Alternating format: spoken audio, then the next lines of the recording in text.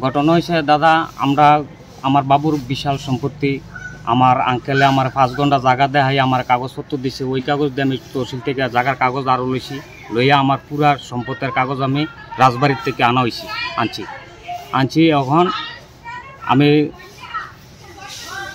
উকিলের কাছে সব বয়ান কইছি, কখনো উকিল নোটিশ পাঠাইছে। নোটিশ অনুযায়ী তারা এখনও আমার লগে কম্প্রোমাইজ করছে না। আমাকে জায়গা দিব না দিব এখনও কম্প্রোমাইজ করা হয়েছে না। তো এই দীর্ঘদিন ধরে তারা সিপিএম আমলে জায়গা দেখাইছে দখল করিয়া, ওখানো তারা খাইতে আছে। আর আমরা গরিব মানুষ, আমরা কষ্ট করে চলি। আমার ভাই একটা অন্ধ ঠোঁটকাটা, আমরা চিকিৎসা করতে পারতাছি না। এবং কি ত্রিপুরা রাজ্যে এই আপনার বিজেপি সরকার আওয়ার পরে আমার জায়গার সম্পদ কাগজপত্র আমি পাইছি সঠিকভাবে। হ্যাঁ, আমি আমার জায়গার ন্যায্য আমি ফেরত চাই। আমি ত্রিপুরা সরকারের কাছে আমি আবেদন করি আমার জায়গা যাতে আমি ব্যাক পাই, ফেরত পাই। আমরা গরিব মানুষ। মানে আপনার জায়গাটি কে দখল করে রাখছে?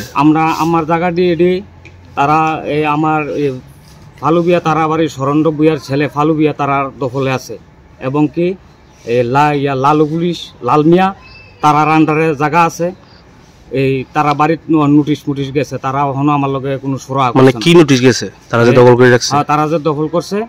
তারা কি করে? তারা এমনি ওই লাল মিয়া পুলিশের চাকরি করতো, তখন সে নাই।